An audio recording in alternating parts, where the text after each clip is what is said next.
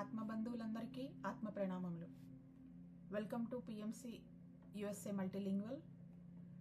అందులో పిఎస్ఎస్ఎం స్వాధ్యాయ ఛాలెంజ్లో భాగంగా నక్షత్ర లోకాలు sunshine before the dawn by Judy Satori ఈ బుక్లోంచి మనం ఈరోజు 12th చాప్టర్ ఆత్మల కలయిక, కమ్యూనియన్ ఆఫ్ ద స్పిరిట్, దాని గురించి తెలుసుకుందాం.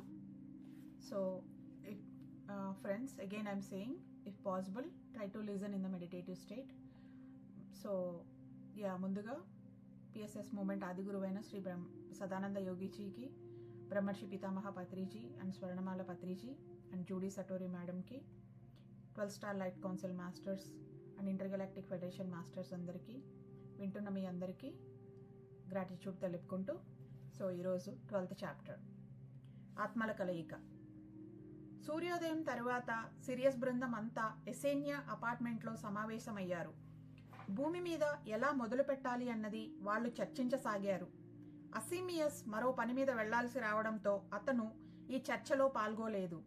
వీళ్లకు ఉండాల్ దీవిలోని నగరాలను, పట్టణాలను చూపించడానికి 2 అట్లాంటియన్లను నియమించారు.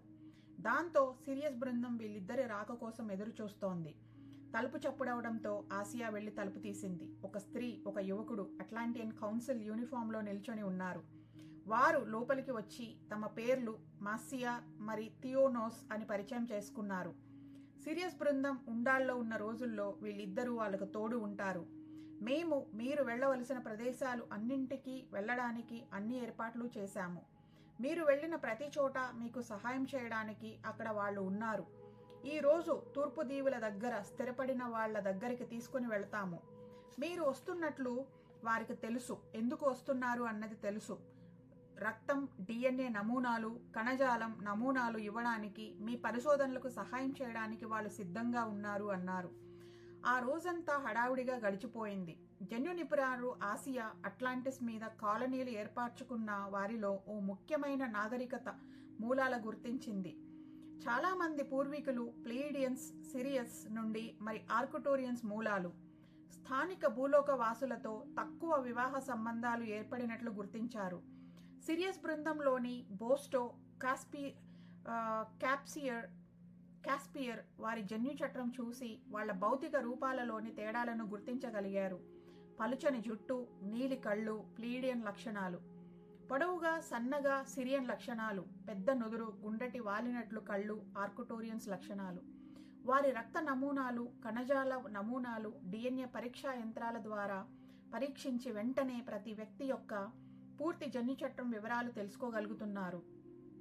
క్లాడిస్, సమారా, బోస్టో మరి కాస్పియర్ చాలా జాగ్రత్తగా ఆ వివరాలను విశ్లేషించి జన్యు చట్టాలలోని తేడాలను, వాటి అమరికలను నమోదు చేశారు. వివిధ నక్షత్ర జాతుల నుండి వచ్చి అట్లాంటిస్లో స్థిరపడుతున్న వారి జన్యు చట్రాల్లో తలెత్తుతున్న తేడాలను గుర్తించసాగారు. భూమి మీద అప్పటికే జన్మించిన వారి తల్లిదండ్రులు నక్షత్ర జాతుల వారైన పిల్లలలోని డిఎన్ఏ ఎక్కువగా భూమి శక్తులనే ప్రతిబింబిస్తోంది. దానితో సిరియస్ బృందానికి సందేహం కలిగింది. భూమి మీద పుట్టిన ఈ పిల్లలు వివిధ తలాల మధ్య ప్రయాణం చెయ్యలేరు. వారి డిఎన్ఏ నమూనాల్లోని తేడాలను బట్టి వారు ఈ నిర్ణయానికి వచ్చారు. ఇక ఎలోహిం కల్పించుకోవాలి అన్నాడు రాయ్. నక్షత్ర జాతుల నుండి వచ్చిన వారు ప్రతి 22 సంవత్సరాలకు ఒకసారి వారి వారి సొంత నక్షత్ర లోకాలకు వెళ్ళి తమ శరీరాలను మళ్లీ ఒకసారి శక్తులతో నింపుకొని వారి కణాలను తిరిగి నవీకరించుకొని రావాల్సి ఉంటుంది. అప్పుడే భూ వాతావరణానికి తగినట్లు వారు తట్టుకొని నిలబడగలరు.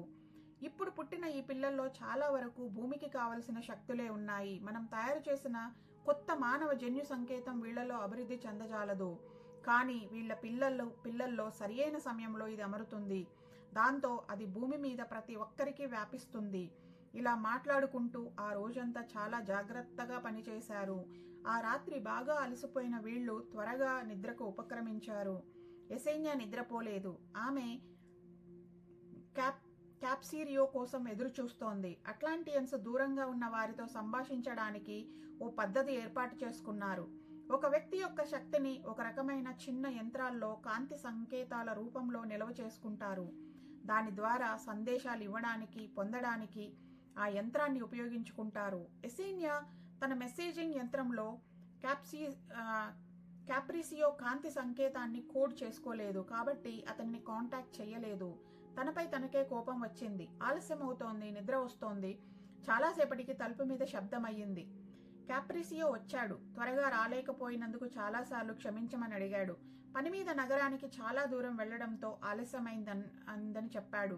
ఇతరులు నిద్రకు భంగం కలిగించకుండా అక్కడికి దగ్గరలోని చిన్న తోటలో కూర్చున్నాడు. ఆ చిరుచీకట్లో తన ఎదురుగా కూర్చున్న ఈ వ్యక్తి ఆకారం మాత్రమే చూడగలుగుతోంది ఆమె. తెల్లని పెద్ద పూల పరిమళం అంతటా వ్యాపించి ఉంది. కొన్ని నిమిషాలు ఇద్దరూ తమ మామూలు పిచ్చాపాటి పనుల గురించి మాట్లాడుకున్నారు. ఎసేన్యా, నువ్వు అద్భుతమైన స్త్రీవి. ఇంతవరకు నీలాంటి స్త్రీను నేను ఎక్కడా చూడలేదు. మోస్టీనియా నీ లోటుని చాలా అనుభవిస్తున్నాడు.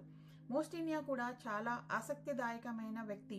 నేను భూమికి వెళుతున్నాను అని తెలియగానే నీ గురించి మాట్లాడాడు. త్వరగా మేము స్నేహితులం అయ్యాము. అతను నీకు ఇమ్మని నాకు లెటర్ ఇచ్చాడు. దీన్ని నీకు ఇచ్చి నేను వెంటనే వెళ్ళిపోతాను. ఎలాగో నువ్వు దాన్ని ఒక్కదానివి చదువుకుంటావు కదా అన్నాడు. అతని ఓవర్ కోట్ జేబులో నుంచి ఒక కవర్ తీసి ఎసేన్యాకు ఇచ్చాడు. దానిని అందుకొని క్యాప్రిసియోకు ధన్యవాదాలు చెప్పింది ఎసేన్యా. తలుపు దాకా సాగనంపడానికి వచ్చిన ఎసేన్యా చేతి వెనక వైపు ముద్దాడాడు క్యాప్రిసియో. ఎసేన్యా చిరాకును అనుభవించింది, అసౌకర్యంగా అనిపించింది. అతన్ని పంపించి తలుపు వేసుకుంది. కవర్ సీల్ చేసి ఉంది కాబట్టి క్యాప్రిసియో చదివే అవకాశం లేదు. కవరు తెరిచింది. ఎసేన్యా క్రీమ్ కలర్ పేపర్ బయటపడ్డాయి. పేపర్ అనేది వాడలేదు, వ్రాయడానికి పనికొచ్చే పదార్థం అని వాడారు. రెండింటి మీద రెండు వైపులా వ్రాసి ఉంది. నక్షత్ర జాతుల కామన్ భాష, కాంతి భాషలో, లైట్ లాంగ్వేజ్లో. రెండవ పేజీలో ఒక డ్రాయింగ్ కూడా ఉంది. మొదటి పేజీని చదివింది ఎసేన్యా. నువ్వు దీన్ని అందుకునేటప్పటికే నేను వెళ్ళిపోయి ఉంటాను. దయచేసి బాధపడవద్దు. నేను నీతో చెప్పినట్లుగానే చేస్తాను. ఒకరోజు నిన్ను కనుక్కోవడానికి నేను కూడా భూమికి వస్తాను. నిన్ను నక్షత్రాల్లోని నీ స్థానానికి, నీ ఇంటికి నేను తీసుకువస్తాను. గుర్తుంచుకో, నేను నిన్ను ప్రేమిస్తున్నాను. ఇప్పుడు ఎప్పుడు, మోస్టీనియా. ఎసేన్యా గబగబా తన గదికి పరిగెట్టింది. ఈ వ్రాతతో మోస్టీనియా ఇదివరకు వ్రాతను పోల్చి చూద్దామని రెండింటినీ చాలా దగ్గరగా జాగ్రత్తగా పరిశీలించింది. మోస్టీనియా ఇదివరకటి వ్రాత ఇప్పటి వ్రాత సరిపోయింది. క్యాప్రిసియో మోసం చేయలేదు. రెండోసారి మళ్లీ చదివింది. ఎసేన్యా, ఇది నువ్వు అందుకునేటప్పటికి నేను వెళ్ళిపోయి ఉంటాను అంటే ఏమిటి? లైరా నుండి మరో చోటికి వెళ్ళిపోయాడా, లేక కౌన్సిల్ ప్రతినిధిగా తన స్థానం నుంచి వెళ్ళిపోయాడా, లేక జీవితం నుంచి వెళ్ళిపోయాడా? గుండె కొట్టుకోవడం ఒక్క క్షణం ఆగింది. కుర్చీలో కూలబడింది. తేరుకొని రెండో పేజీలోని డ్రాయింగ్ వైపు దృష్టి సారించింది. అది కూడా నల్లటి ఇంకుతోనే గీయబడి ఉంది. అది చూడడానికి ఒక మ్యాప్ లాగా ఉంది. ఒకదాని మీద ఒకటి ఉన్నట్లుగా రెండు నేల భాగాలు వింత ఆకారంలో ఉన్నాయి. క్రింది భాగం ఇంచుమించు దీర్ఘ చతురస్రాకారంలో ఉంది, కానీ అంచులు మొద్దుగా ఉన్నాయి. ఈ పేజీలో గో టు మూకి వెళ్ళు అని ఉంది. మ్యాప్లోని డ్రాయింగ్ ఒక దీవిలాగా అనిపించింది. ఆ రాత్రి ఆమె నిద్రపోలేదు. తన మెడలోని బంగారు తాళం చెవిని వ్రేళ్లతో తడిమింది. అదే బలమైన ప్రేమ ప్రకంపనలు. కానీ మోస్టీనియా గురించి తెలియని వేదనకు గురైంది ఎసేన్యా. టెలిపతిక్ మెసేజ్ ఏదైనా వినిపిస్తుందోమేనని గమనించింది. భయపడవద్దు, నేను ఎప్పుడూ నీతోనే ఉంటాను. నీకే కష్టమూ రాదు. ఈ మాటలు వింటూ నిద్రలోకి జారుకుంది ఎసేన్యా. ఉదయం అసీమియస్ తలుపు తడితే అలసటగానే నిద్ర లేచింది. క్యాప్రిసియో గురించి, లెటర్ గురించి ఏమీ చెప్పాలనిపించలేదు. అందుకే వాటిని తన లోపలి షర్ట్ జేబులో దాచేసింది. ప్రతిరోజు వలనే సిరియస్ బృందం DNA నమూనాలను సేకరించడం, విశ్లేషించడంలో మునిగిపోయింది. సుమారు 50 భూమి రోజుల తరువాత వారు అక్కడి నుండి సముద్రానికి బాగా దూరంలో ఉన్న మరో చోటికి వెళ్లాలని నిశ్చయించుకున్నారు. కాంతి నౌకలలో ఆ ప్రదేశానికి వెళ్లి అక్కడ వివిధ ప్రదేశాలలో తమ పనులు సాగించాలని నిర్ణయించారు. వారికి ముందుగానే హెచ్చరికలు చేశారు. ఈ గొప్ప ఖండం అట్లాంటిస్లో కాదు, అక్కడ ప్రజలు కూడా వీళ్ళని చూసి భయపడతారు అని చెప్పారు. కొన్ని చోట్ల అయితే జంతు చర్మాలు ధరించి జంతువుల్లాగానే ప్రవర్తిస్తారు కూడా. అందుకే వీళ్ళకి సహాయకులుగా 5 అట్లాంటియన్లు పంపించారు. వీళ్ల పని అక్కడ స్థానికులను కొందరిని ఎంపిక చేయడం, సిరియన్ వాళ్ల కణజాలం, DNA రక్త నమూనాలను సేకరించడం, అలా ఎన్నో ప్రదేశాలకు వెళ్లడం, నమూనాలు సేకరించడం ఇలా జరిగిపోతోంది. స్థానిక భూలోకవాసులు ఏమాత్రం భయపడకూడదు, బాధపడకూడదు అన్నదే సిరియన్ల అభిమతం. అట్లాంటియన్ల దగ్గర ఒక సన్నని కర్ర లాంటిది ఉంటుంది. దానిని ఒక వ్యక్తి చుట్టూ తిప్పితే దాని శక్తి మత్తుమందులా పనిచేసి ఆ వ్యక్తిని నెమ్మదిగా గాఢ నిద్రలోకి పొయ్యేలా చేస్తుంది. 1 గంట తరువాత ఆ వ్యక్తి నిద్రలేస్తే ఏమి జరుగుతుందో అతనికి ఏమీ తెలియదు. కాబట్టి భయపడవలసిన పని లేదు అనుకున్నారు. వాళ్ళు కాంతి నౌకల చుట్టూ కూడా అవి ఆకాశంలో ఎగిరేటప్పుడు అవి కనిపించకుండా ఉండేలా శక్తులను వలయంలా ఏర్పాటు చేసుకున్నారు. కాబట్టి వాళ్ళు ఎక్కడ కావాలనుకుంటే అక్కడ నౌకలను నేల మీద దింపవచ్చు. అవి నేలను తాకినట్లు మాత్రమే కనిపిస్తాయి. ఎసీనియా దృష్టిలో స్థానిక భూలోకవాసులు జన్యు చట్రాన్ని అర్థం చేసుకోవడం చాలా అవసరం. భూలోకవాసులు అందరి డిఎన్ఏలో కలగలిసి పోగల విధంగా వారు కొత్త మానవ సృష్టి చేయాలి. అంటారిస్లో ఈ విషయాన్ని చర్చించిన విధంగా కాకుండా ఆచరణలోకి వచ్చేసరికి ఈ పని కాస్త క్లిష్టంగానే అనిపిస్తోంది. కానీ ఇప్పుడు అంతా సజావుగా జరిగేలా ప్రయత్నాలు చేయాలి. ఆ తరువాత 20 రోజులు వారు తూర్పు అట్లాంటిస్లోని వివిధ భూభాగాలు తిరిగారు. ఈ ప్రాంతం అంతా కొండలు, ఎడారులు, గడ్డి మైదానాలతో నిండి ఉంది. వారితో పాటు అట్లాంటియన్ సహాయకులు వారి వారి సాధనాలతో ఉండడం వల్ల వీరికి కాస్త సులువుగా ఉంటోంది. వారు లేకపోతే పని చాలా కష్టమయ్యేది. ఎందుకంటే వీరి కాంతి నౌకలను చూడగానే ప్రజలు భయంతో పారిపోయేవారు. దీంతో వీరు రాత్రిళ్ళు వీరి నౌకలను ఆపి తెల్లవారుజామున కనిపించే స్థానికులతో పరిశోధనలు మొదలుపెట్టేవారు. ముఖ్యంగా ఒంటరిగా ఉన్నవాళ్లు, చేపలు పట్టేవాళ్లు, వేటగాళ్లు, పశువుల కాపరులు మొదలైన వారితో పని ముగించుకునేవాళ్లు. వీరు ఈ సందర్భంలో మరో విషయాన్ని గమనించారు. చాలామంది స్థానికులలో దేవదూతల తిరుగుబాటు తర్వాత భూమి 5వ పరిణామం నుంచి 3వ పరిణామం దిగజారిన తర్వాత వచ్చిన ఆర్యుల జన్యు ప్రణాళిక కనిపించింది. వీరు ఒక రకమైన పౌష్టిక క్షీణతతో కనిపించారు. వారి శరీరాలకు భూమి మీద దొరికే ఆహార పదార్థాలకు అనుగుణ్యత కుదరలేదు. దాంతో వారు జంతువులను చంపి తిని జంతువుల ప్రకంపనలను తన శరీరంలోనికి తీసుకోవడం మొదలుపెట్టారు. దీంతో కొన్ని తరాల తరువాత తమ ఆత్మ వాణి వినడం, తమలోని దివ్యత్వాన్ని మర్చిపోవడం జరిగింది. వీళ్ళు ఏకత్వంతో, ఐక్యతతో ఉండడం లేదు. చిన్న చిన్న తెగలుగా ఏర్పడి బ్రతకడం అలవాటు చేసుకున్నారు. వారు ముఖ్యమైన శారీరక అవసరాలు తీర్చుకోవడం వరకే పరిమితమైపోయారు. అదే ఫ్రెండ్స్, అందుకే మనకి పత్రిజీ చెప్తారు, మనం జంతువులను చంపకూడదు, వాటిని తినకూడదు. అవే మనమైపోయి మనం నిజతత్వాన్ని మర్చిపోయాము. సో ఇలా 3 నెలల పాటు సిరియన్ బృందం శ్రమపడింది. ఒక్కరోజు ఎసీనియా తమ బృందం సభ్యులకు కాస్త ఎడంగా ఓ చెట్టు కింద కూర్చొని ఉంది. నేల మీద ఆకులు సన్నగా ఉండి గుచ్చుకోవడంలో క్రింద ఒక దుప్పటి పరుచుకొని కూర్చుంది. ఇక త్వరలో ఈ పనులు ముగించుకొని అట్లాంటిస్కు వెళ్లాల్సి ఉంది. అక్కడ కాస్త విశ్రాంతి పొందిన తర్వాత మరో ఖండం మూకి వెళ్ళాలి. మళ్ళీ మోస్టీనియా లెటర్లో గో టు మూ అని అన్న మాట గుర్తొచ్చింది. వెంటనే లెటర్ బయటకు తీసి మరోమారు మోస్టీనియా గీసిన మ్యాప్ను చూసింది. ఈ స్థలం ఎక్కడ ఉందో కనుక్కోవాలి అనుకుంది.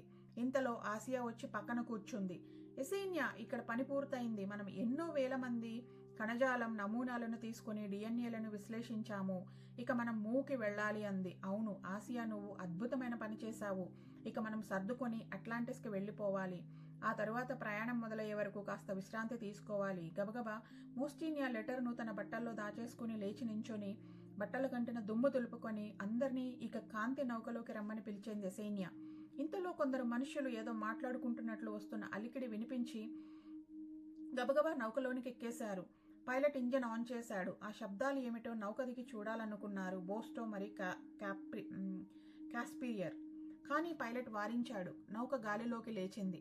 నౌక కిటికీల నుండి బయటకు చూస్తున్న రాయ్ హఠాత్తుగా అరిచాడు, క్రిందకు చూడండి వాళ్లను అంటూ. రాయ్ చూపించిన వైపు క్రిందికి చూసి క్రింద డజన్ల కొద్దీ మనుషులు, ఆడ మగ పిల్లలు అంతా గుంపుగా చేరి ఉన్నారు. వాళ్ళు బహుశా కాంతి నౌకను చూసి భయపడినట్లున్నాడు అన్నాడు రాయ్. కాంతి నౌకలో కూర్చున్న ఎసీనియా విశ్రాంతి తీసుకుంది. వాళ్ళ నాన్న గుర్తొచ్చాడు. అతను వచ్చిన పని పూర్తయింది. ఇక సిరియస్కి తిరిగి వెళ్ళాలి. ఈసారి వీళ్ళు అట్లాంటిస్ చేరగానే ఏమి స్వాగతము, కేరింతలు లేవు. కియర్లోని వీళ్ళ అపార్ట్మెంట్ దగ్గర అస్సీమియస్ వీళ్లను స్వాగతించడానికి ఎదురు చూస్తున్నాడు. మీ అందరినీ చూడడం చాలా సంతోషంగా ఉంది. స్వాగతం స్వాగతం అంటూ అందరినీ కౌగిలించుకున్నాడు. ఆ రాత్రి అంతా ఒకే చోట నిశ్శబ్దంగా కూర్చున్నారు. ఇంత దూరం తమను తీసుకువచ్చి ఎంతో పనిని జరిపించి తిరిగి తమను క్షేమంగా ఇంటికి చేర్చినందుకు అందరూ భగవంతునికి ధన్యవాదాలు తెలిపారు. తమ ప్రణాళికలోని ఒక ముఖ్యమైన ఘట్టం పూర్తి చేయగలిగినందుకు అందరికీ సంతోషంగా ఉంది. ఆ తరువాత 8 రోజులు కియోర్లోనే విశ్రాంతి తీసుకున్నారు. సూర్యకాంతిలో తడుస్తూ వెచ్చని గాలిలో సేద తీరారు. 7వ రోజు చివర ఎసీనియా ఒంటరిగా వారి అపార్ట్మెంట్ యొక్క గార్డెన్ రూమ్లో కూర్చొని కొలనులోని ఫౌంటైన్ కేసి చూస్తోంది. అది ఓ నిశ్శబ్దమైన మధ్యాహ్న వేళ. కీటకరొదలు, అడపాదడపా వచ్చిపోయే మనుషుల సన్నపాటి మాటలు వినిపిస్తున్నాయి. ఈ రాత్రే అసీమియస్ నక్షత్ర నౌకలో తిరిగి సిరియస్కు వెళ్ళిపోవాలి. ఆమెకు మోస్టీనియా వ్రాసిన గో టు మూ ఖండానికి వెళ్ళు అన్నదే గుర్తుకు వస్తోంది. ఎలాగూ మూకి కూడా వెళ్లాల్సిందే.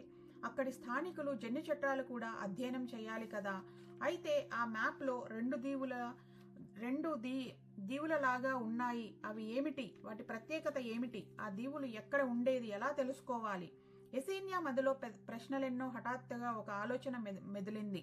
ఈ డ్రాయింగ్ను తమతో వచ్చిన అట్లాంటియన్ గైడ్ థియోనోస్కి చూపిస్తే అనుకుంది. కానీ అందులోని మోస్టీనియా లెటర్ను చూపించడం ఆమెకి ఇష్టం లేదు. వెంటనే గబగబా తన రూమ్లో వెళ్ళి ఆ మ్యాప్ను మరో పేపర్ మీద ట్రేస్ చేసింది. వెంటనే కియోర్ వీధుల గుండా కొండ మీద గుడి దగ్గర ఉన్న థియోనోస్ ఇంటికి నడవసాగింది. థియోనోస్ ఇంటి దగ్గరే ఉండొచ్చు. అతని శక్తి సంకేతాల్ని అడగడం మర్చిపోయాను. లేకపోతే ముందుగా అతనితో మాట్లాడి ఉండేదాన్ని తనలో తాను అనుకుంటూ ఉంది ఎసేన్యా. అదృష్టవశాత్తు ఆమె వెళ్లేసరికి థియోనోస్ ఇంటి దగ్గరే ఉన్నాడు. తోటలో వాడిపోయిన పూలను మొక్కల నుండి వేరు చేస్తున్నాడు. హాయ్ ఎసేన్యా అంటూ అరిచాడు. చేతిలో పనిని ఆపేసి స్వాగతించడానికి ముందుగా నడిచాడు. మీరంతా పని ముగించుకుని వచ్చారని తెలిసింది. నువ్వు ఇలా రావడం ఆనందంగా ఉంది. రా, లోపలికి వెళ్ళి మాట్లాడుకుందాం అన్నాడు. ఆమెను ఓ గదిలోకి తీసుకువెళ్లాడు. గులాబీ రంగు గోడలతో గది అంతటా మొక్కలతో ఉంది. గదిలో కాంతి, గాలి పుష్కలంగా ఉన్నాయి. థియోనోస్ ఒంటరిగా నివసిస్తున్నాడు. సిరియన్ నుండి వచ్చిన తల్లిదండ్రులు, 5 సంతానంలోకి ఇతనొకడు. పెళ్లి అయింది కానీ చాలా సంవత్సరాల క్రితమే భార్య చనిపోయింది. ఎసేన్యాను చూసి మనస్ఫూర్తిగా ఆనందించాడు. ఒంటరిగా ఉండడంతో అప్పుడప్పుడు విసుగుపడుతుంటాడు. ఎసేన్యా గదిని ఒకసారి పూర్తిగా పరికించి చూసింది. గది నిండా కాంతి. పింక్ కలర్ గోడల మీద ఆకుపచ్చని మొక్కలు అమర్చి ఉన్నాయి. గోధుమ రంగు జుట్టు వంకీలు తిరిగి ఉన్న ఓ స్త్రీ ఫోటోలు ఉన్నాయి. భార్యను చాలా ప్రేమించి ఉండి ఆమె లేని లోటును అనుభవిస్తున్నట్లున్నాడు అనుకుంది ఎసేన్యా. లోపలి నుండి థియోనోస్ ఓ ట్రేలో చక్కగా కట్ చేసిన కొన్ని పండ్లు, జ్యూస్ తెచ్చాడు. ఈ గది నా భార్యకు ఎంతో ప్రియమైనది. ఆమె చనిపోయి 5 సంవత్సరాలు అవుతోంది. నిజంగా నేను ఆమె లేకపోవడం నాకు చాలా బాధాకరంగా ఉంది అన్నాడు. అవును, ప్రియమైన వాళ్ళని కోల్పోవడం ఎంత బాధాకరమో నేను అర్థం చేసుకోగలను అంది ఎసేన్యా. ఆమె తన బృందం గడిచిన 3 నెలలు చేసిన ప్రయాణాలు, పనులు వివరించింది. ఎంతో ఉత్సాహంతో విన్న థియోనస్ ఎసేన్యాలో మూ గురించి మరింత అవగాహనను కలిగించాడు. మూని ప్లీజా కూతురు, అల్లుడు కనుగొన్నారు. అది ఎంతో ఉన్నత కాంతి ప్రకంపనలతో కూడి ఉంటుంది. అది నక్షత్ర జాతుల శక్తితో స్వచ్ఛంగా ఉంటుంది. అట్లాంటిస్లో విభిన్న జాతుల సమ్మేళనం తక్కువ. నేను మీతో మూ గురించే మాట్లాడాలని వచ్చాను అంది ఎసేన్యా. ఇక 6 రోజుల్లో మేము అక్కడికి వెళ్తాము. నాకు మూ గురించి ఎన్నో సందేహాలు ఉన్నాయి. మూ గురించి మీకు తెలిసిన విషయాలు, అనుభవాలు చెప్తే వినాలని ఉంది అంది. ఓ సంతోషంగా అన్నాడు. నేను నా భార్య మొదటిసారి మూ వెళ్ళి అక్కడే స్థిరపడితే బాగుంటుందని అనుకున్నాము. మూ అంతా దీవులే ఉంటాయి. కానీ దక్షిణం వైపు సముద్రంతో ఉత్తరం వైపు పెద్ద భూభాగం ఉంది. ఉండాల్ మాదిరే హరితవనాలు ఉంటాయి. వివిధ రకాల పువ్వులు, మొక్కలు ఎంతో అందంగా ఉంటాయి. మూలో ఉండే భూమి అంతా మన కాళ్ళ కింద ఉన్నట్లు అనిపిస్తుంది. అట్లాంటిస్లో లాగానే ఇసుక బీచ్లు, నేల, సముద్రం కలిసిపోయినట్లుగా ఉంటాయి. శక్తి చాలా ఎక్కువగా ఉండి భూమి మీద స్వర్గం అనిపిస్తూ ఉంటుంది. పెద్ద పెద్ద నగరాలు లేవు. చిన్న చిన్న గ్రామాలే ఉంటాయి. ఇండ్లు కలిసి కట్టుగా గుంపులు ఉంటాయి. అక్కడి శక్తి చాలా చాలా ఎక్కువగా ఉండి నువ్వు చాలా ఇష్టపడతావు ఎసేన్యా. అక్కడి నుండి రావాలని అనిపించదు అన్నాడు. థియోనోస్, నేను మీకు ఓ మ్యాప్ని చూపించాలనుకుంటున్నాను అంటూ తన షర్ట్లోంచి ఆ వ్రాతప్రతిని తీసింది ఎసేన్యా. మూలోని భాగమైన 2 దీవులనుకుంటాను. మీరు దీనిని చూసి మూలో ఇలాంటి భూభాగాలను చూసారేమో చెబుతారా అంది మోస్టీనియా. గీసి పంపితే తాను కాపీ తీసిన దాన్ని చూపించింది. థియోనోస్ దాన్ని ఎన్నో కోణాలలో పరిశీలించాడు. సారీ ఎసేన్యా, ఎంతగా చూసినా మూలో ఇది ఓ భాగంగా అనిపించడం లేదు అన్నాడు. మూలో క్రిస్టలోర్ అనే టౌన్లో ఉన్న నా స్నేహితుని చిరునామా మీకు ఇస్తాను. అతని పేరు స్కార్పియో. అతను ఒక మేధావి. ఈ ప్రదేశాలు నిజంగా మూ భూభాగాలే అయితే అతనికి తెలుస్తుంది. అతనికి నేను ఒక లెటర్ రాసి మీకు సహాయం చేయమని చెప్తాను అన్నాడు థియోనోస్. అతను ఆ గదిలోంచి మరో గదిలోకి వెళ్ళి కాసేపట్లో ఓ చిన్న ప్యాకేజ్తో వచ్చాడు. ఎసేన్యా దీన్ని సీల్ చెయ్యలేదు. నువ్వు ఎవరో నాకు ఎలా తెలుసో ఇందులో వ్రాసి నీకు సహాయం చేయమని వ్రాశాను. అతని కోసం నేను ఒక కానుక కూడా ఇందులో పెట్టాను. దీనిని తీసుకువెళ్ళి అతనికి ఇస్తే చాలా సంతోషిస్తాడు అన్నాడు. అలాగే, ధన్యవాదాలు థియోనోస్. నేను ఇక వెళ్ళాలి. మా నాన్న అసీమియస్ ఈ రాత్రికే సిరియస్ వెళ్ళిపోతున్నారు. నేను అతనికి వీడ్కోలు చెప్పాలి అంటూ అక్కడి నుంచి బయలుదేరింది. ఆ రాత్రి అట్లాంటిస్ ఉన్నతాధికారులు ప్లీజా అసీమియస్కు వీడ్కోలు చెప్పడానికి సమావేశమయ్యారు. ఎసీనియా వాళ్లతో కలిసి ట్రాన్స్పోర్టర్ నౌక దాకా వెళ్ళింది. ఆ నౌక భూమి ఆకర్షణ శక్తికి అవతల వేచి ఉన్న నక్షత్ర నౌక దగ్గరకు తీసుకువెళ్ళింది. అందులోని వెళ్లే ముందు కూతుర్ని ఆలింగనం చేసుకున్నాడు ఆయన. మూలో చాలా చిత్రాలు తీయడం మర్చిపోవద్దు. జాగ్రత్తగా ఉండు. మళ్ళీ మనం త్వరలో కలుసుకుందాం. సో ఈ చాప్టర్ ఇక్కడికి అయిపోయింది ఫ్రెండ్స్. రేపు మనం మూ గురించి తెలుసుకుందాం. మూ అంటే ఇదొక లైరా, ఇదొక ఖండం అన్నమాట. సో రేపు దీని గురించి తెలుసుకుందాం. Yeah, thank you friends. Thank you all for listening to me. ఈ వీడియోని ప్లీజ్ లైక్ చేయండి, కామెంట్ చేయండి, షేర్ చేయండి and subscribe to PMC USA Multilingual. Thank you all.